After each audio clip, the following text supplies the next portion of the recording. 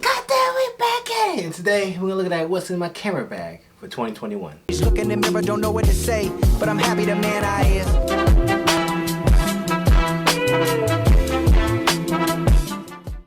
Now, the last time I made what's in my camera bag video was about a year ago, March of 2020. It's been a year now. It's currently 2021. Spring is almost upon us. Shoots are starting to start back up to me. I've collected a lot of gear from this past year. Surprisingly, usually I don't collect a lot of gear, but 2020 was successful in many ways, in many opposite ways. Of course, as we know, 2020 was an interesting year, but I collected a lot of gear over this past year, so I thought I'd update y'all on what's in my carry bag in 2021. To start off with, I still got the same bag. This is the Tamron bag from Amazon. I believe it roughly costs $60, $50, $60. Maybe get it on sale. I think I got it on sale for $45, but that was a whole year ago since that happened. This is everything I needed. It has a laptop compartment in the back, has a camera slot in the middle here, and also has a top compartment where you can put any random accessories in and anything, miscellaneous thing, maybe an extra shirt or two, some snacks for a shoe or something like that. Also on here, I also have a Peak Design capture clip. I got this for this past Christmas, and what it does, it allows you to hold your camera on your backpack, have your hands free instead of having to carry around your camera with you. Next up, let's move on to accessories. We're gonna leave the camera and the lenses for last, because that's the big parts, the juicy parts we all know and love. But let's start off with some accessories, get these knocked out the way. First off, we got more Peak Design stuff. This is the Peak Design wrist strap.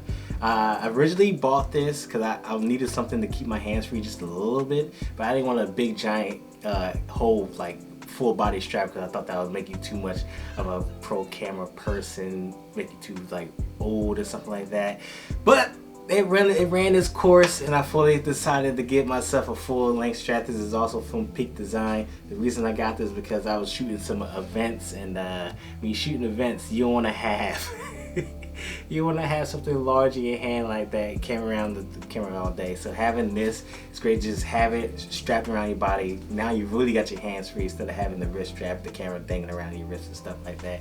So I got the full body strap to just release my hands, and like I've grown used to it, man. I don't care what the parents may look like I'm an old man or an old photographer or something like that. But at the end of the day, it's more useful to me than my parents is what it might look like. Moving on to some other accessories. Right now we have a rocket blower. It's just simply just to clean the lenses of anything like that. You know, the lenses can get dirty over time, especially if it's somewhere in the dirt, in the sand or something like that. Definitely don't, if you want to be at the beach, definitely don't be at the beach, because you're going to get a lot of stuff in your lenses. Something that might be repairable, but this is something you get just random flecks of dirt, dust, or random flecks of dirt that just constantly maybe accumulates on your lenses and stuff like that. So I keep this always in hand. Next up, I got two filters. They're both from Moment. One of them is currently on my camera. It's the Cinebloom diffusion filter, and another one I have is a variable ND filter. It's a 2 to 5 star from Moment. I thoroughly enjoy Moment, especially their red rings on their lenses matches the Canon cameras, because Canon cameras are red and black. So I just love the red rings that it has on there. I also have other filters, like just random UV filters that just basically protect the cameras. That doesn't really do anything, just to protect the lenses on the camera. So if in case I drop it, it's only $15.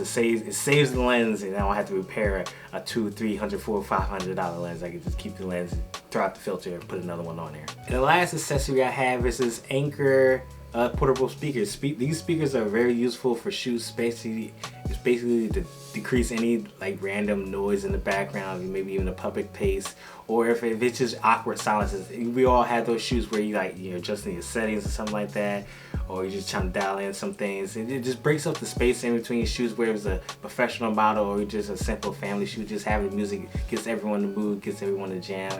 Maybe put the clients, maybe they can have their own personal music, or you put your own music on. You all have a good time. Music adds a different atmosphere to shoots. So just having a portable speaker in hand, whether cheap or expensive, it just adds a little bit more to any shoot.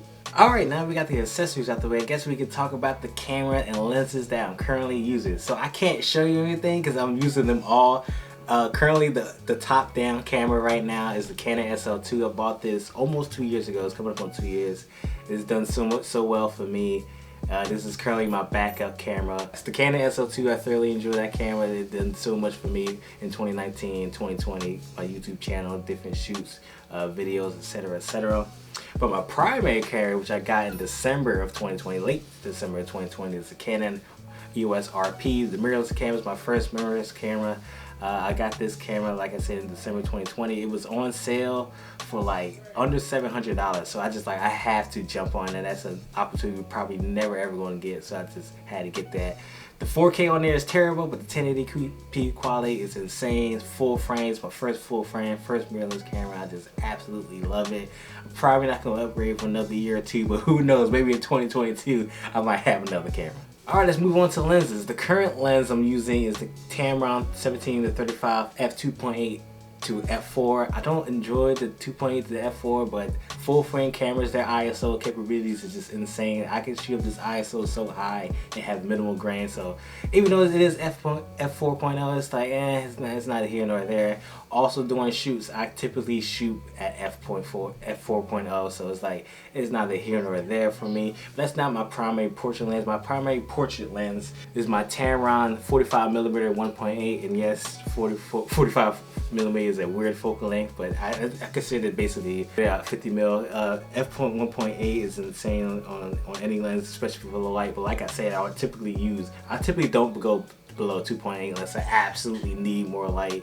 I typically shoot around 4.0. This lens is incredibly sharp. It's incredibly affordable too. It typically ranges between, I got this used for $300. If you want to get it new, it's between like $500-$600. So it's a nice, good form-fitting mid-range lens that's not going to break the bank, but it also gives you just a little bit more quality. And the third lens I use, this is currently on my top-down camera, is my Sigma 17-50mm f2.8 lens. I had this for just over a year now, a year some change, like a year and 3 months or so. Thoroughly enjoyed this lens. This is my third lens. Man, you gotta have some backups on backups, because you just never know, anything can break it anytime. You can randomly drop it, so when it gets stolen, you just never know. So always having backups is always good.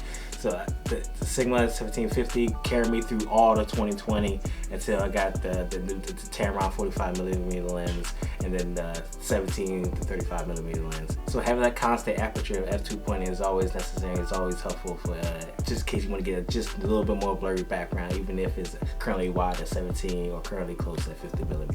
So that is my gear for 2021. It's my camera gear. Like I said, it grew a lot from the last video of 2021. I got more another camera. I got more lenses to be more versatile to different things I want to do. Let me know what your camera kit's looking like in 2021. If you're looking to buy more cameras like the Canon R5, R6, Sony a7S III, FX3. There's just so many cameras going out the last 2 years. I'm planning on keeping the EOS RP, but who knows, I might upgrade if the opportunity presents itself, if more money comes in for my personal businesses. Who knows, I might upgrade, but for now, I'm keeping with these current cameras, current accessories, current lenses. So, if you like the video, please like the video. I got more content like this always coming soon, so please subscribe. And see you next video. Peace.